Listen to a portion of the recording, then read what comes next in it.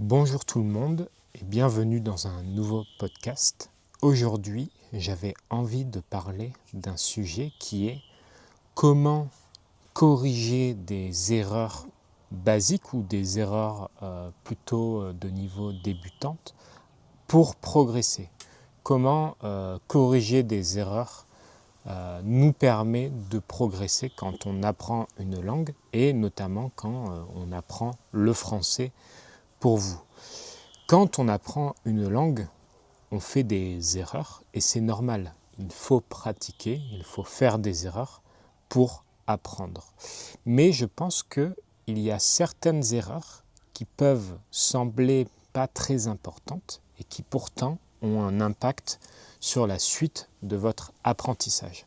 Des erreurs que si vous ne maîtrisez pas ces points, ça peut rendre plus difficile votre progression. Et notamment quand on est à un niveau intermédiaire, par exemple, on peut avoir la sensation de stagner, de ne pas vraiment progresser. Et je pense qu'à ce moment-là, ça vaut le coup de se poser la question, est-ce que je maîtrise bien tout? Est-ce que tout ce que je suis censé savoir à mon niveau, est-ce que je le maîtrise? Et grâce à ça, je pense qu'on peut arriver à corriger des erreurs qu'on fait pour ensuite mieux avancer. En gros, l'idée, c'est de revoir les fondations, les bases, pour ensuite mieux avancer dans sa progression de la langue, dans votre progression du français. Et donc, c'est vraiment revoir les fondations pour maîtriser ensuite des points de grammaire plus avancés. Je regarde mes notes en même temps. Aujourd'hui, pour ça, je vais prendre l'exemple des pronoms. Les pronoms, vous savez, c'est les petits mots qu'on utilise pour remplacer des noms notamment, pour que les phrases soient plus courtes. C'est quelque chose d'hyper important en français, parce que ce sont déjà des mots qu'on utilise énormément et qui surtout ont beaucoup de sens dans une phrase. Et donc, si vous ne comprenez pas un pronom, vous n'allez pas comprendre la phrase. Par exemple, si je dis une phrase comme « j'ai offert un cadeau à mon frère », peut-être que là, vous comprenez facilement. « J'ai offert un cadeau à mon frère ». Il y a plusieurs informations. La première, c'est que c'est au passé. C'est le verbe « offrir » au passé, donc c'est une action qui est déjà réalisée. La deuxième, c'est un cadeau. Qu'est-ce que j'ai offert? Un cadeau, c'est l'objet du verbe. Et la troisième, c'est que c'est moi qui ai offert à mon frère. Donc, j'ai offert un cadeau à mon frère. Vous comprenez la phrase, normalement, et ce n'est pas très compliqué. Et si maintenant je transforme la phrase et que je dis « je le lui ai offert », si dans une vidéo je parle rapidement et je dis « oui, je le lui ai offert », là, si vous entendez ça, vous allez vous dire « mais qu'est-ce qu'il dit ?» Et en fait, j'ai remplacé le cadeau par le. Je l'ai offert à mon frère. J'ai offert le cadeau à mon frère. Je l'ai offert à mon frère. Et mon frère, je le remplace par lui. Je lui ai offert un cadeau. J'ai offert un cadeau à mon frère. Je lui ai offert un cadeau. Et quand je remplace les deux en même temps, c'est exprès, je fais exprès que ce soit un peu plus compliqué. Ça donne « je le lui ai offert ». Et donc vous voyez que les pronoms, c'est un sujet que je trouve très intéressant pour cette vidéo parce que c'est un point de grammaire hyper utilisé, c'est très commun, on l'utilise énormément et en même temps c'est très important parce que ça remplace des informations essentielles d'une phrase. Donc si vous ne comprenez pas les pronoms, vous n'allez rien comprendre. Si vous maîtrisez entre guillemets les pronoms, vous allez tout de suite comprendre beaucoup plus de choses. Et donc aujourd'hui, j'avais envie de vous montrer comment corriger certaines structures basiques, certaines phrases basiques, comment ça peut vous aider à mieux comprendre cette histoire de pronoms. Comment revoir les bases peut vous permettre ensuite de travailler plus facilement l'utilisation de points de grammaire plus avancés comme les pronoms. Les pronoms, c'est à la fois intermédiaire et avancé, je pense. Je pense que c'est quelque chose qu'on voit assez rapidement en français, mais qui demande du temps à être pleinement maîtrisé. Ça prend du temps à vraiment tout assimiler. Et du coup, pour cet exemple, je vais vous montrer comment réviser la structure des verbes, comment ça c'est important pour l'apprentissage des pronoms. Je le répète, mais c'est normal que tout ne soit pas parfait au début. Je ne veux pas que cette vidéo vous fasse peur et que vous vous dites « je ne peux pas parler si je ne maîtrise pas les bases ». Ce n'est pas du tout ça. Quand vous allez commencer à parler, quand vous allez commencer à vous exprimer, vous allez faire des erreurs et c'est tout à fait normal. Il ne faut surtout pas avoir peur parce que ce ne sera jamais parfait dès le début. Donc l'idée c'est de commencer à faire et petit à petit d'un peu avoir cette autocritique qui vous fait dire « Ah ok, bon, là je pense que le point que je dois améliorer en priorité c'est ça ». Par exemple au début ça peut être je ne sais pas parler au passé ». Là vous allez faire du passé composé toute la journée, vous allez dire qu'est-ce que vous avez fait ce week-end ? Ah, ce week-end je me suis levé à 8h, etc., etc. Donc ça c'est important de ne pas avoir peur de commencer, il faut commencer. Et ensuite, vous allez vous améliorer. Mais il faut toujours garder cette démarche de se dire, est-ce que j'ai encore des choses à améliorer, même si je parle assez facilement. Et ça, là, c'est ce que je vois moi actuellement avec mon expérience du portugais, c'est que, comme je l'ai dit, j'apprends le portugais, je comprends assez facilement et du coup, j'ai voulu commencer à parler parce que je n'avais pas le sentiment de progresser. Et la première fois que j'ai parlé, c'était freestyle, c'était vraiment n'importe quoi. Et du coup, maintenant, je suis plus dans une démarche de me dire, ok, il faut que je me concentre d'abord sur la conjugaison, par exemple, et ensuite, j'essaierai de maîtriser d'autres points. Donc, c'est important d'apprendre en faisant des erreurs, mais de toujours garder cette autocritique. Est-ce que là, je fais beaucoup d'erreurs ? Si oui, quelle erreur je fais ? Et surtout de prioriser. Bon, ça, vous pouvez vous aider d'un professeur ou d'une intelligence artificielle, par exemple, qui va vous dire l'erreur la plus fréquente que tu fais, c'est celle-ci. Et du coup, ça, c'est la priorité. Parce qu'au début, en général, il y a plein de choses à apprendre. Et du coup, ça ne sert à rien d'aller dans des choses très spécifiques. Par exemple, dans mes cours, quand je fais le passé composé avec des étudiants, je ne parle pas directement de l'accord avec l'auxiliaire être. Par exemple, on va dire, si je dis ma femme a acheté, acheter à la fin ça va être juste et. Et si je dis ma femme est allée, ça va être aller, ça va être et eux.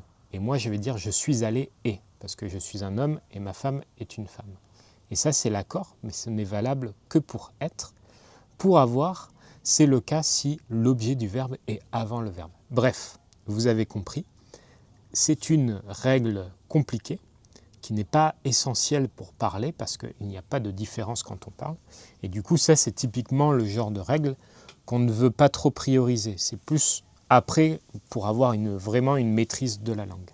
Et donc ça, quand vous faites votre autocritique, ayez toujours un peu cette idée de priorisation.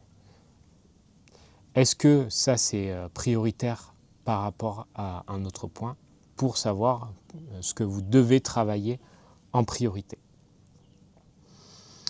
Et du coup, là, dans cet exemple, je vais prendre l'exemple de quelqu'un qui ne comprend pas vraiment comment utiliser tel ou tel pronom. L'exemple le plus courant avec les étudiants, c'est la différence entre le pronom direct, pronom d'objet direct et le pronom d'objet indirect. Je vous donne un exemple. Si je dis « je parle à mon frère » et si je dis « je cherche à mon frère », je cherche mon frère, j'ai fait une erreur. Donc, je parle à mon frère et je cherche mon frère. Si vous devez utiliser les pronoms pour remplacer mon frère dans ces deux phrases, comment est-ce que vous allez les utiliser ? Quand je dis je cherche mon frère c'est l'objet direct du verbe chercher, tout simplement parce que je peux poser la question, qu'est-ce que je cherche ? Je cherche mon frère. Quand je dis je cherche mon frère, il n'y a rien entre le verbe et mon frère. Et du coup, là, je vais dire je le cherche, je le cherche. Le, c'est le pronom d'objet direct. Quand je dis « je parle à mon frère », je ne peux pas poser la question « qu'est-ce que je parle ?» Et quand je dis « je parle à mon frère », vous voyez bien qu'entre parler et mon frère, il y a « à ». Je parle à mon frère, je parle à quelqu'un. Et là, du coup, c'est indirect et on va dire « je lui parle ». C'est le pronom d'objet indirect. Et souvent, les étudiants, ils ont du mal à faire la différence entre le et lui. Et ça, c'est la raison. Il y en a un, c'est direct, c'est l'objet direct du verbe, et l'autre, c'est indirect. L'explication, elle est un peu compliquée et si à chaque fois vous devez vous poser la question mais qu'est-ce que je cherche ou qu'est-ce que je parle, non ça ne fonctionne pas, etc. Ça peut être un peu embêtant. Et en fait, là le point je pense qui est important, c'est de bien connaître la structure du verbe. Quand vous dites parler, to speak, en fait il faut bien mémoriser qu'on dit parler à quelqu'un. Et pas juste parler quelqu'un. Ça peut paraître bête, mais c'est hyper important de maîtriser ça, d'avoir bien cette maîtrise-là pour ensuite que l'apprentissage des pronoms directs et indirects soit beaucoup plus facile. Je vous donne un autre exemple. Voir. Est-ce que vous mettez un article après voir? Comment est-ce que vous utilisez voir? Je vais dire « je vois » ma voiture. Est-ce qu'il y a un article entre les deux? Non. Donc, comment est-ce que vous allez remplacer ma voiture? Enfin, par quel article?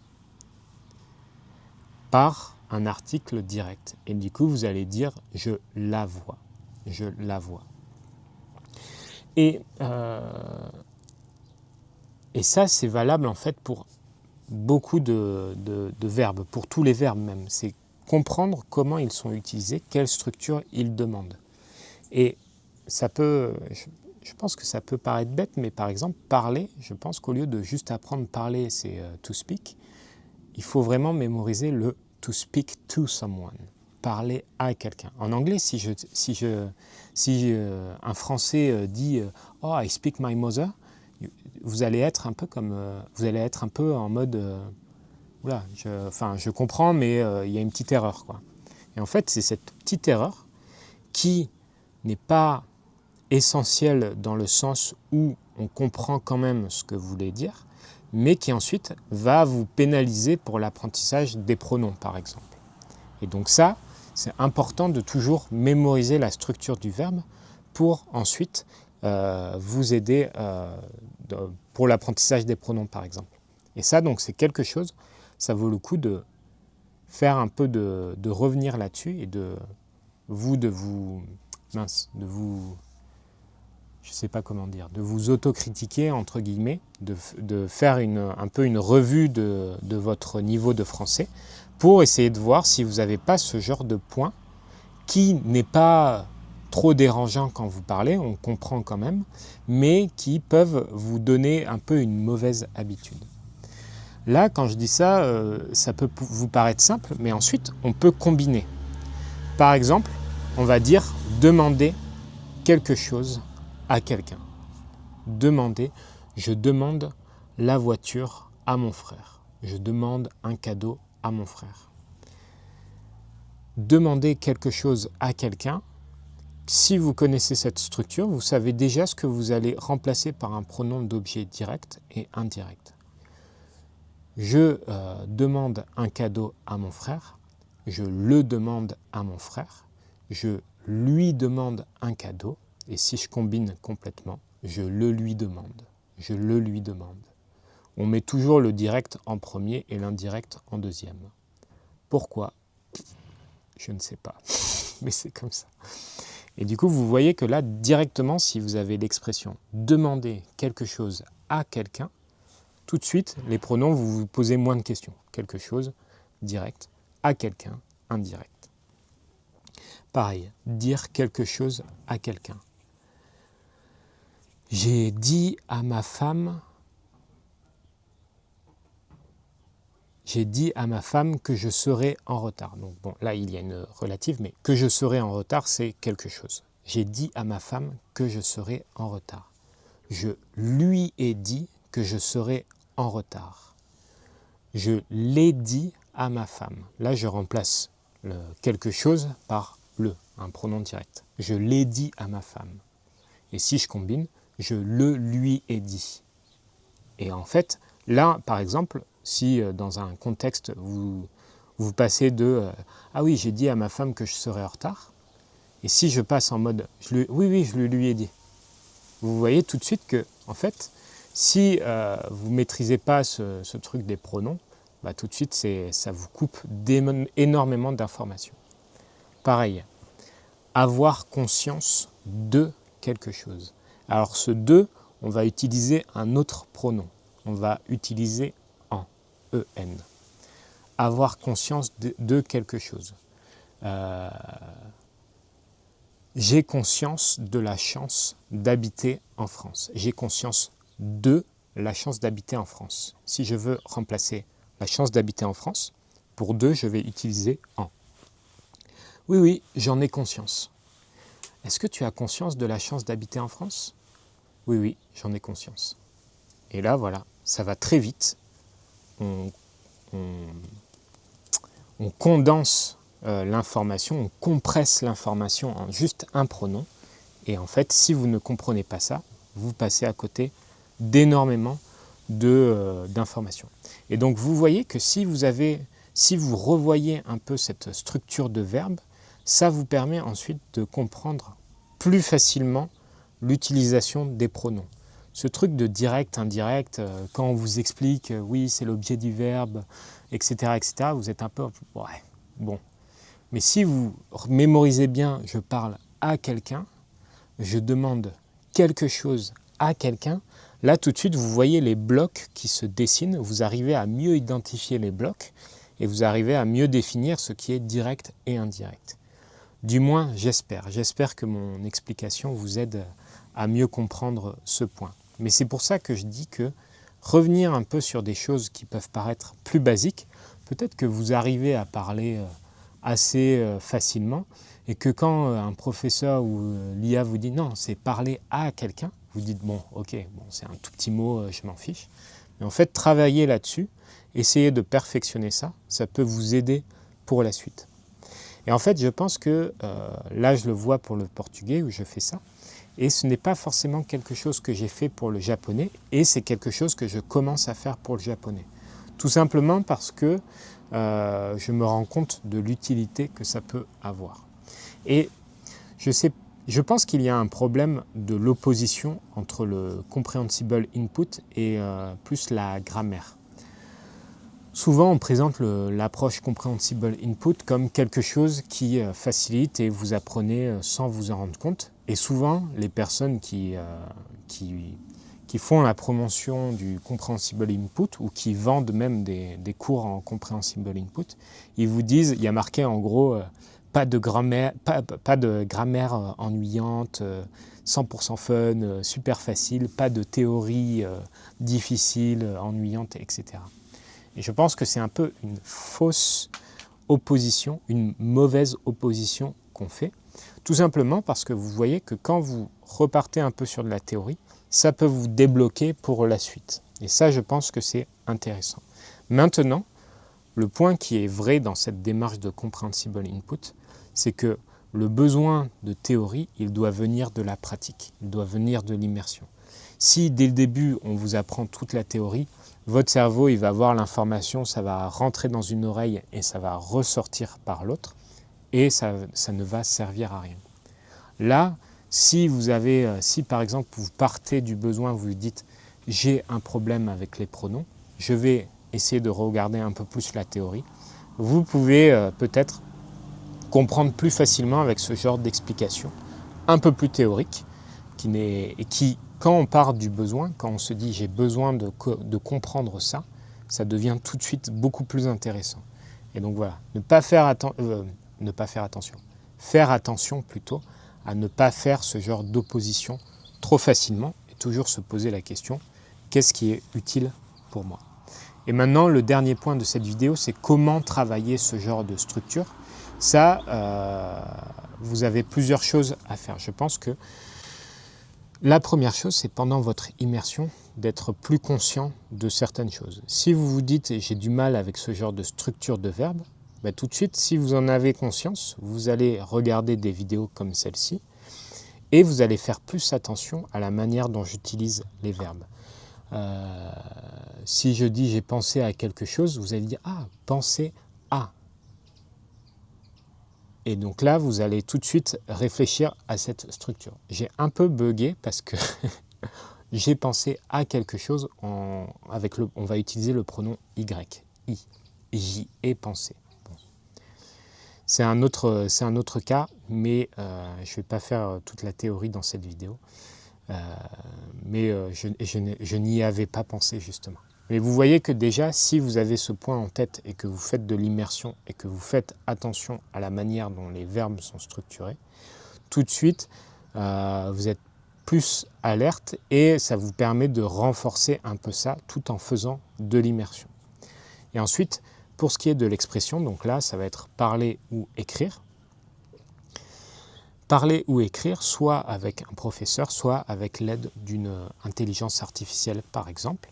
Et personnellement, c'est ce que je fais avec Claude, donc l'intelligence artificielle d'Anthropic, où en fait j'écris, je parle et je lui demande de me donner les erreurs les plus fréquentes que je fais et si besoin de les travailler. Et ensuite, quand je reparle ou que je réécris dans la discussion, comme il a l'historique, il sait que j'ai déjà ces points à travailler. Et donc là, souvent, il me dit « Ah, ça c'est pas encore bon, ça tu fais encore des erreurs là-dessus, on va continuer ». Et ça permet de bien cibler. Là, toujours pareil, il faut faire attention à bien prioriser ce qu'il faut travailler pour ne pas aller sur des choses trop spécifiques ou autres. Mais comme l'IA, elle va privilégier le plus fréquent, souvent c'est les erreurs qui sont les plus importantes pour vous que vous faites avec le plus de fréquence. Il faut faire attention à une chose avec l'IA, c'est que l'IA ne vous entend pas, elle n'entend pas votre prononciation. L'IA, ce qu'elle fait, c'est qu'elle prend votre voix, elle le retranscrit en texte et ensuite elle analyse ce que vous faites.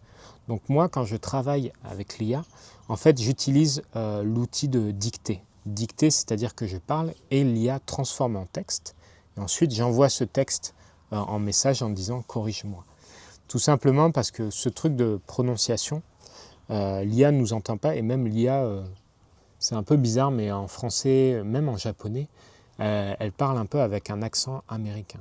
Elle me dit « Oh, Félix-san, konnichiwa, genki desu ka, kyo ?» Et même en français, elle dit « bonjour ». Je ne sais pas pourquoi ils ont un léger accent anglais. Mais du coup, et pareil, j'avais fait le test, j'avais dit à l'IA « corrige ma prononciation » et j'avais dit « oh, le matin, je mange beaucoup de tartines avec du beurre ». Et elle m'avait dit « l'accent génial ». Et j'étais « bon ». En fait, elle n'entend pas. Donc voilà. Faites attention, moi je vous recommande l'outil dictée. Si je vous donne un exemple, voilà. Là, en fait, je ne sais pas si vous pouvez voir. Là, vous voyez, il y a l'outil discussion et il y a l'outil dictée. Je vous conseille d'utiliser l'outil dictée, c'est toujours plus efficace. Et voilà, n'hésitez pas à demander du feedback et à prioriser le plus important à travailler pour ensuite pouvoir basculer sur la suite. J'espère que cette vidéo vous aura plu. Comme toujours, je crée 3 PDF, un PDF de vocabulaire, un d'exercice, un de correction, disponible pour les membres Patreon ou YouTube. Et merci à toutes les personnes qui me soutiennent. Si vous avez aimé, mettez un j'aime et abonnez-vous à la chaîne. Et je vous dis à la prochaine.